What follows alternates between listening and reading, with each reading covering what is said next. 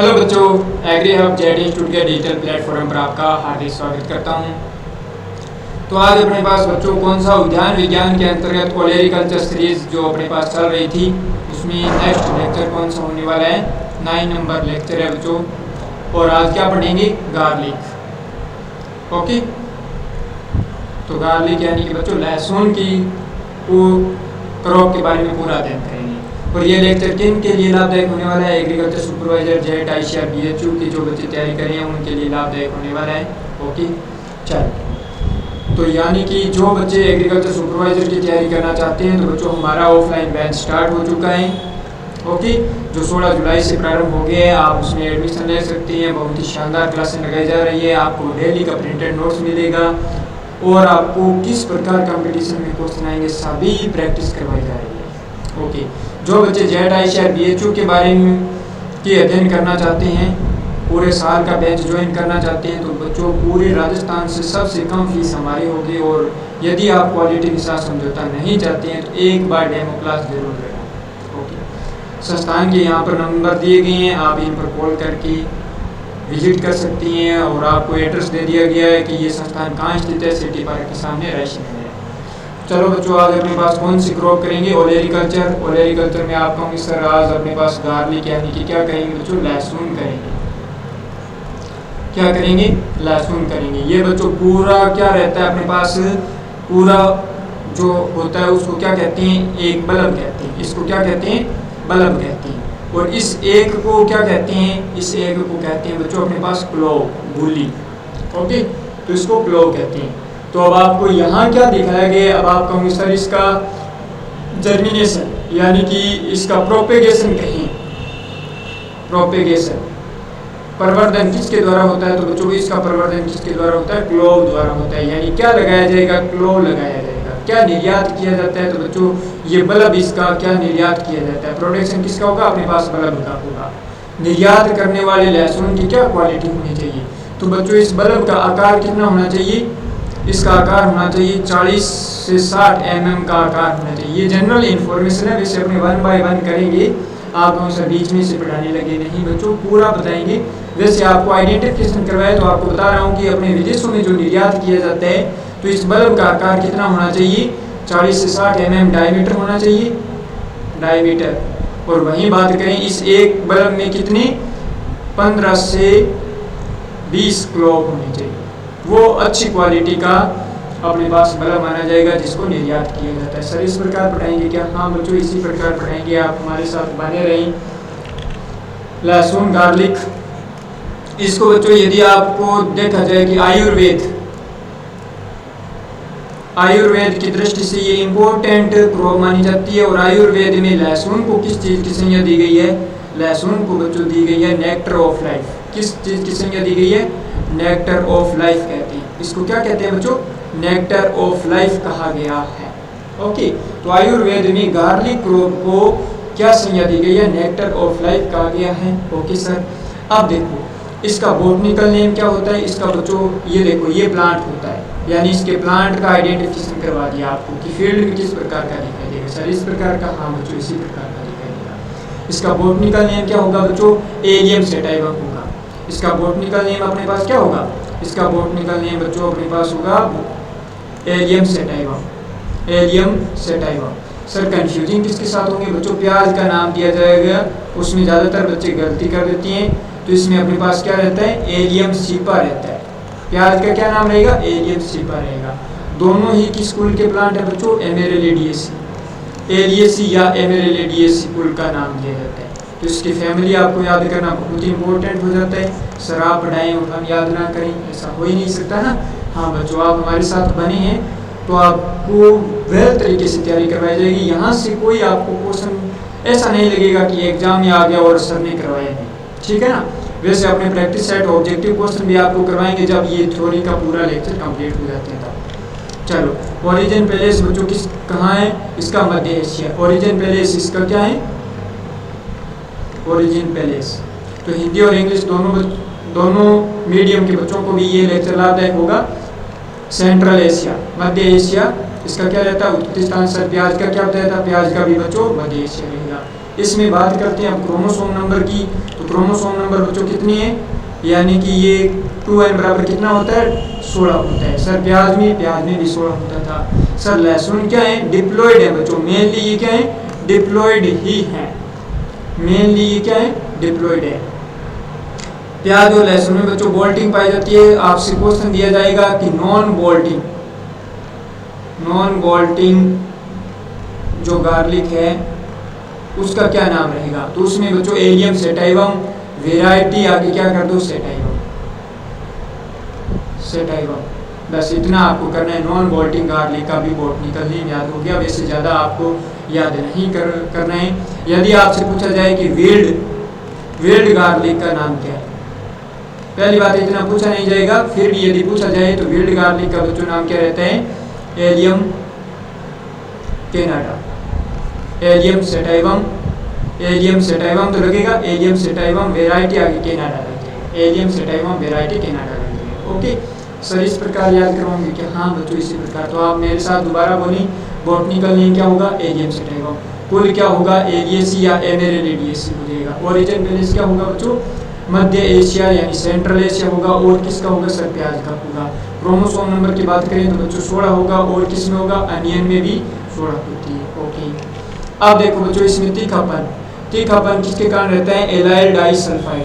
देखो die allyl disulphide के कारण होता है, मेनली ये इंपॉर्टेंट दिया जाता है। इसमें प्यूजेंसी किसके कारण रहती है, तीखापन, डाई एलाइल डाइसल्फाइड, ये इतना आपको याद करना होगा, डाई एलाइल डाइसल्फाइड। सर प्याज में क्या बताया था बच्चों, एलाइल प्रोपाइल डाइसल्फाइड बताया था। एलाइल प्रोपाइल डाइसल्फाइड किस में बताया था, प्याज में था। ओके सर ठीक है। वैसे बच्चों ये किस सीजन की क्रॉप रहती है, तो ये अपने पास रबी सीजन की क्रॉप रहती है। किस सीजन की रहती है, प्याज को देखो, अब प्याज की क्या खासियत थी कि रबी में भी उगाया जा सकता है और खरीफ में भी उगाया जा सकता है प्याज को, ठीक है ना, रबी और खरीफ दोनों में उगाया जा सकता है। परंतु ये यहाँ पर लहसुन है वो अपने पास क्या है, ओनली फॉर रबी क्रॉप में ही, यानी रबी सीजन में ही उगाया जा सकता है। इस चीज़ को विशेष ध्यान रखिए।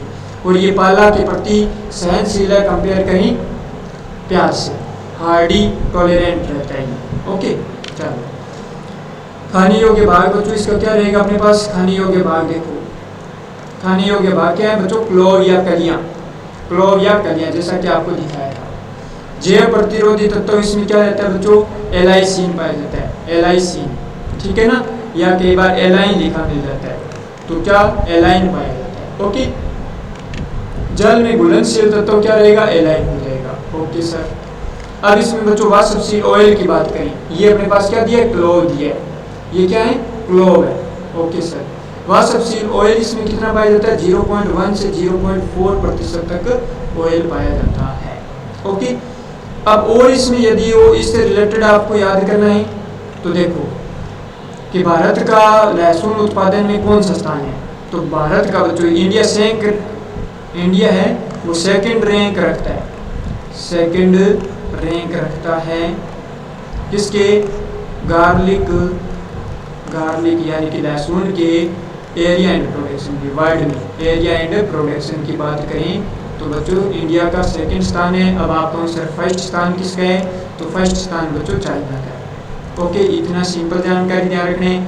भारत में यदि बच्चों देखा जाए कि सर्वाधिक कहाँ होता है, तो भारत में बच्चों मध्य प्रदेश में सबसे ज़्यादा होता है, एरिया सबसे ज़्यादा कहाँ है, मध्य प्रदेश में। यदि बात किया जाए बच्चों प्रोडक्टिविटी की बच्चों तो सबसे ज़्यादा किसकी रहती है, जम्मू एंड कश्मीर की रहती है लहसुन के मामले में। ओके तो ये जनरल थोड़ा सा इन्फॉर्मेशन है, वैसे ये आंकड़े क्या होते हैं, चेंज होते रहते हैं, परंतु फिर भी थोड़ा सा आपको ध्यान होना चाहिए। ओके सर चलो, लहसुन में प्रचुर मात्रा में बच्चों क्या पाया जाता है, फॉस्फोरस पाया जाता है, क्या पाया जाता है, फॉस्फोरस पाया जाता है। ओके अब देखो लहसुन का तेल लकवा व अल्सर आदि को दूर करने में काम आता है। वैसे बच्चों लहसुन में क्या एंटी स्टेरिलिटी गुण भी पाया जाता है, यानी नपुंसकता को भी दूर करता है। तो लहसुन में एंटी कैंसर प्रॉपर्टी पाई जाती है, कोलेस्ट्रॉल को कम करने तथा नपुंसकता को दूर करने में भी इसमें क्षमता पाई जाती है। Okay anti sterility.